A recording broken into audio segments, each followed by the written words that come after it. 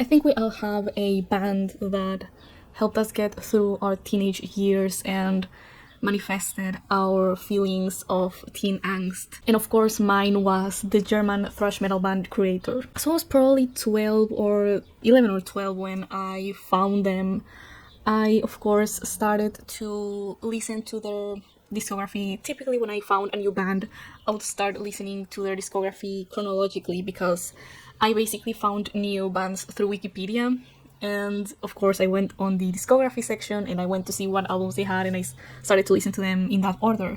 So I started to listen to Endless Pain, Pleasure to Kill, and so on and so forth.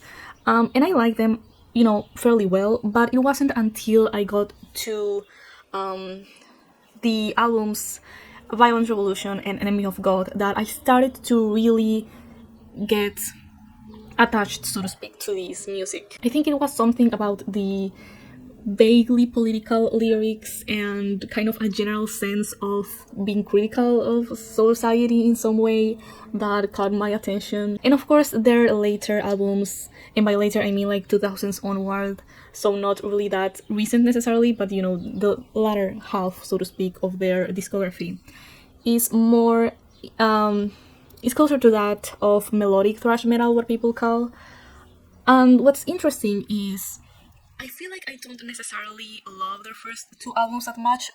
I mean, I do like them, but I feel like I don't love them that much because to me they kind of sound a lot like any other thrash metal album of its own time, which is to say that it sounds good and all, but it doesn't really seem to have a distinctive sound. And at the time, it didn't really seem to have anything to say either until, and that's kind of something that I guess you could say about their earlier albums until maybe Come of Souls, or I guess Extreme Aggression also has a few of those, I guess, social commentary, so to speak, in a very vague way. But what I find interesting about Kreator is that I actually, well, if you know about thrash metal, you probably know that during the 90s, pretty much all thrash metal bands went through this phase of experimentation where they started to move away from traditional more pure thrash metal and started to experiment with different genres.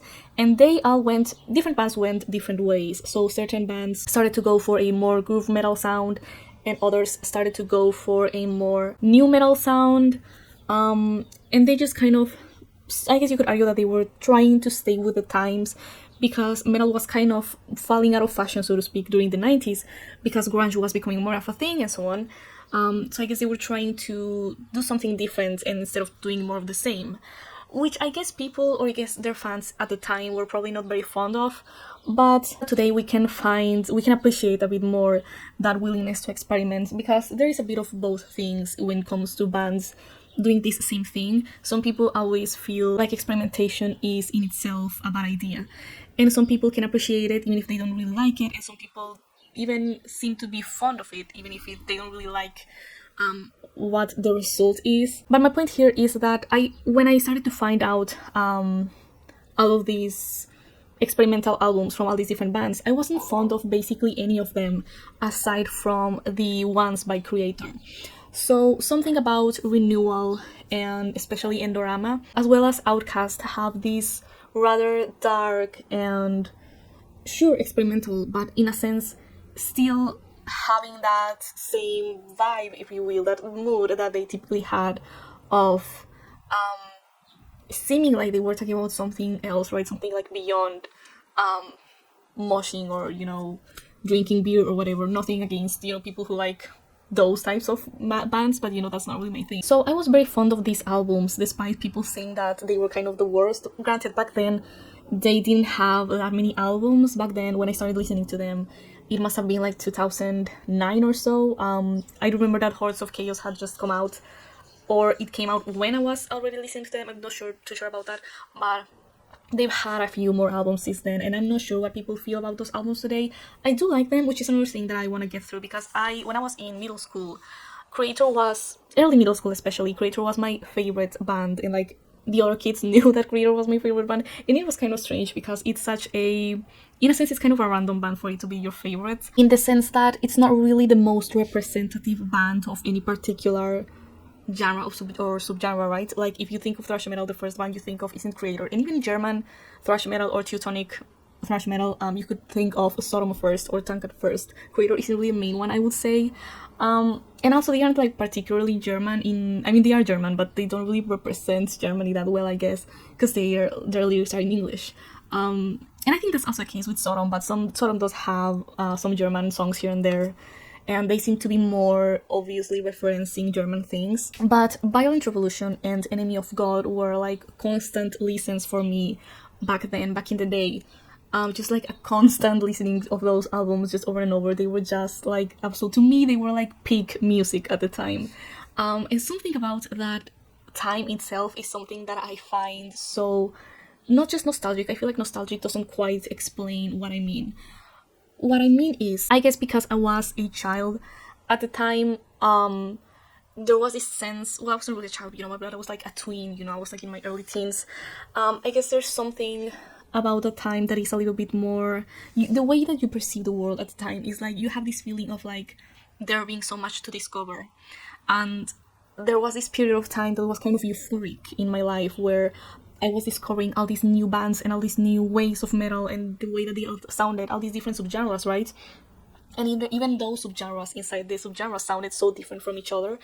And that just gave me this feeling of like there being so much good music to discover in the world. And that's something that I've never been able to replicate. It's a feeling that I've never felt for any other genre, even other genres that I like and that I like a lot, right? Like gothic rock, for example. I like it. I'm very fond of it. But that discovering phase didn't happen the same way. It didn't happen in such in an emotionally charged way. And something about that precisely is that I actually found gothic rock through listening to Kreator, because they actually have or had a cover of the Sisters of Mercy, Lucretia, My Reflection. And obviously through finding the song, I found the Sisters of Mercy. And of course, through finding Sisters of Mercy, I found all these other bands, Susie and the Banshees. What else? Dead Can Dance, of course. They're one of my favorite bands today. Dead Can Dance is like, I listen to them more actually than I listen to Kreator. Which is interesting because Kreator was so important or so influential, right, for my early teen years. But I slowly stopped listening to them, and I'm not sure why. I guess there's something about those songs that kind of reminded me of this time in my life where I was like a little bit more immature and kind of angsty, and they weren't necessarily, I mean, I know I spoke of that like euphoric feeling and stuff, but looking back, those weren't necessarily the happiest times of my life or anything. So maybe there's a bit of a psychological association that I have with that.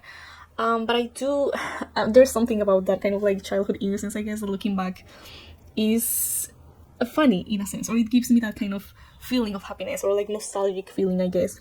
But I wouldn't say that it's nostalgic in the bittersweet sense. It's really just sweet. Like looking back at my, I don't know, like if I met a child that interpreted and that felt about this music the way that I felt back then, I would think it cute. I wouldn't think it like cringe or anything. And I remember that I kind of like developed a little bit of a crush on Mile Petrozza, who is the vocalist for the band. And it's strange how, especially when you're developing, like if you like a band, you end up liking the vocalist or like the leader or whatever, or whoever represents the band the most to you.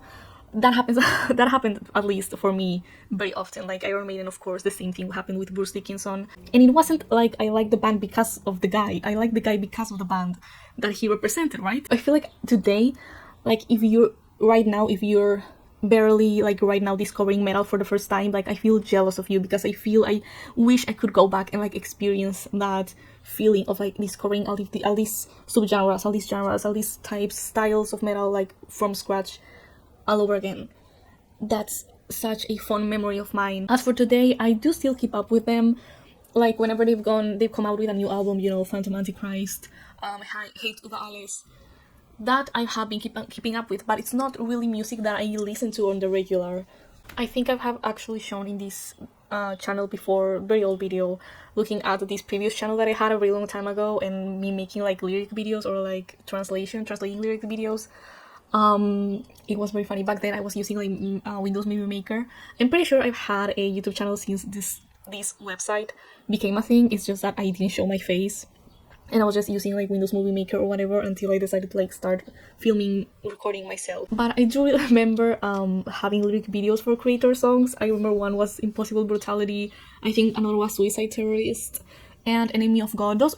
Generally those Enemy of God albums, rather songs from that album, and maybe Violent Revolution. What's interesting is that I'm pretty sure I listen to Sodom more often than I do Kreator these days, but I still have that kind of like emotional attachment to Kreator. I think everyone has that band that they listened to mostly when they were teenagers, and even if they don't listen to them that much, they still kind of have like this attachment to this band.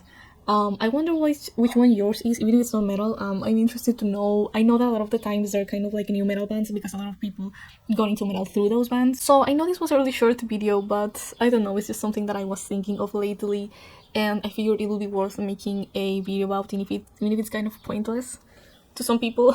And also I'm actually planning to upload more rather long videos. The next ones are going to be a bit longer, so I just figured that it's better to have a shorter one in between those. So yeah, I hope you got something out of this video, even if it was just a bit of entertainment, and I'll see you in the next one. Bye.